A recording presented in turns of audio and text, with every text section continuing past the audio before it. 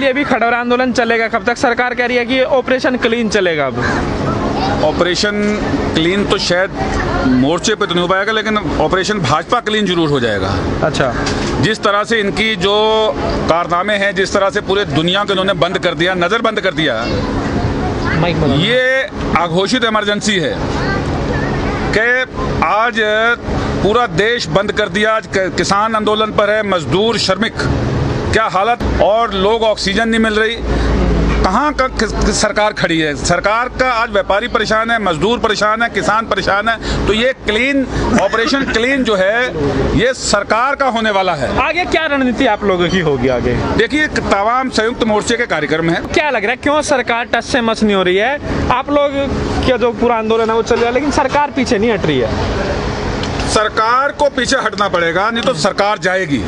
ये तय है कि सरकार चली जाएगी। ऐसी सरकारें नहीं रहती जो किसान विरोधी हो, मजदूर विरोधी हो, देश की जनता के विरोधी है। आज देश का अन्नदाता सड़कों पर बैठा है और सरकार जो है जिद पर अड़ी है। सरकार से लड़ाई नहीं है, लड़ाई कारपोरेट से है। तो आज हमारी लड़ाई सरकार से होती तो हो सकता है अब तक हम कहीं ना कहीं हल निकल जाता, लेकिन कारपोरेट बनाम किसान लड़ाई है।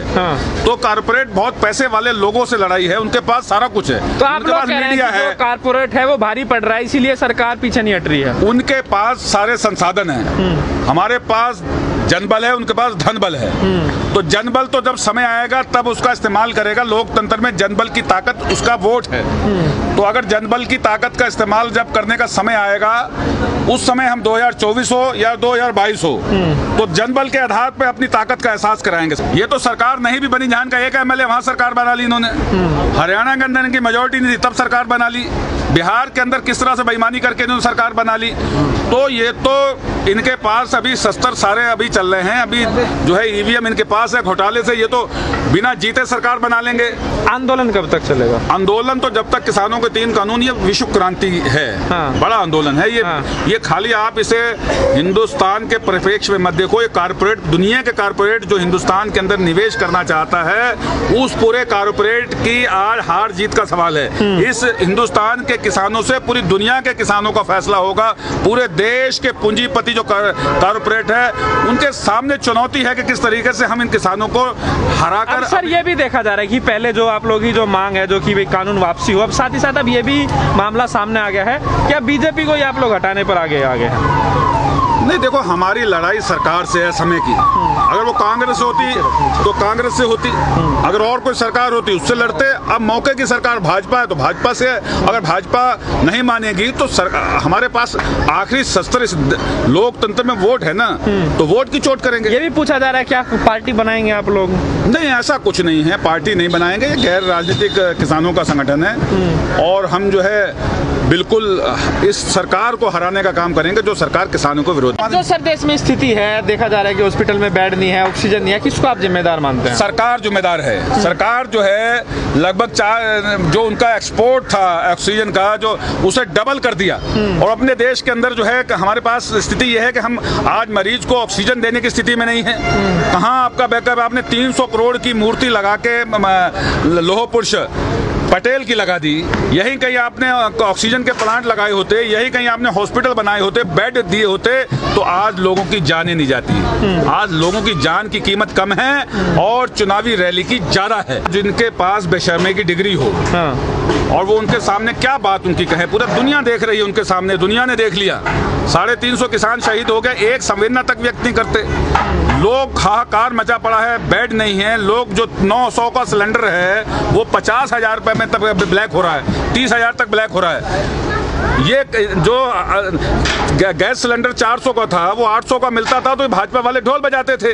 आज जो लाइफ लाइन है, सबसे बड़ी ऑक्सीजन है, उस ऑक्सीजन के सिलेंडर पे 50-50 हजार का ब्लैक हो रहा है। एक मेरा सवाल आपसे, आप लोग किसान हैं, खेती करते हैं, कहा गया कि भाई 2022 में इनकम दुगनी करेंगे, तब 2022 भी आने वाला है, तो 1.5 गुना, 1.25 गुना कितना हुआ? बहुत हो गई जी, कई गुना। हमें तो गिनती ना आ रही है कितनी हो गई। हमारा धान 1800 रुपए रेट, 1868, और बिका हमारा 1200 रुपए। अब बताओ कितना, 1.25 गुना हुआ कि 1.5 गुना हुआ? तो गेहूं पे एमएसपी मिल रही है क्या?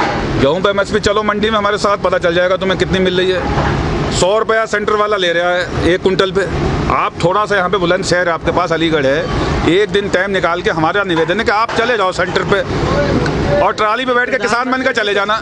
प्रधानमंत्री जी तो कहते हैं एमएसपी रही, तो गेहूं पे तो एमएसपी है, वो मिल रही है आपको? नहीं, कितने परसेंट? शांता कुमार आयोग कहता है कि 6% लोगों को मिलती है। हाँ, आयोग सरकार का था, हमारा था। जब शांता कुमार आयोग कह रहा है कि 6% लोगों को एमएसपी मिलती है, वो भी पंजाब के अंदर 90%, 99% लोगों को, हरियाणा में 80%, 70% लोगों को, बाकी अदर पूरी भारत को देखो तो बहुत कम लोगों को मिलती है। ये 1-2 स्टेट को छोड़ दें, उत्तर प्रदेश में कितने लोगों को एमएसपी मिलती है? लेकिन सर बॉर्डरों से रौनक फीकी पड़ रही है, क्या वजह? कहीं रौनक फीकी नहीं है। अभी थोड़ी देर पहले देखते आप आते तो वहाँ पे रौनक ठीक ही नहीं थी बॉर्डर पे। भी वहाँ पे पुलिस वालों ने थोड़ा बैरिकेड कुछ लोग चल रहे हैं, जो तस्वीरें सामने आ रही है, कब तक पहुँचेंगे? पंजाब से कल जो है कम से कम 15,000 लोग टिकरी बॉर्डर पे पहुंचे हैं। आपने भी तस्वीरें देखी, जाकर कवर भी किया होगा। इधर से हमारे लोग भी चल पड़े हैं, लेकिन सीजन था।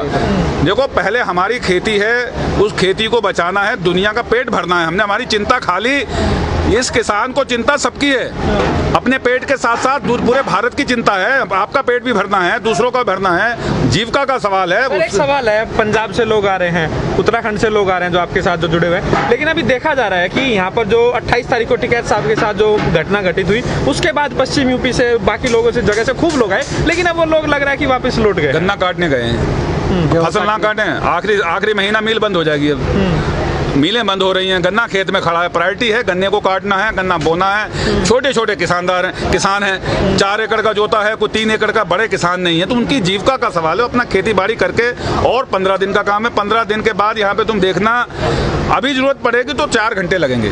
अगर कहीं सरकार कहीं ऐसी गलती कर देगी तो 3 घंटे, तो मतलब 1 घंटे से लेकर 4 घंटे में यहाँ पे दुनिया। आप लोग निश्चिंत है पूरी तरह से? कहीं चिंता नहीं है। सरकार थोड़ा बहुत इंजेक्शन लगा के देखती है कभी कभी, लेकिन टेलर हम दिखा देते हैं, जैसी लगाती है इंजेक्शन के दम है, हम मरे ना है।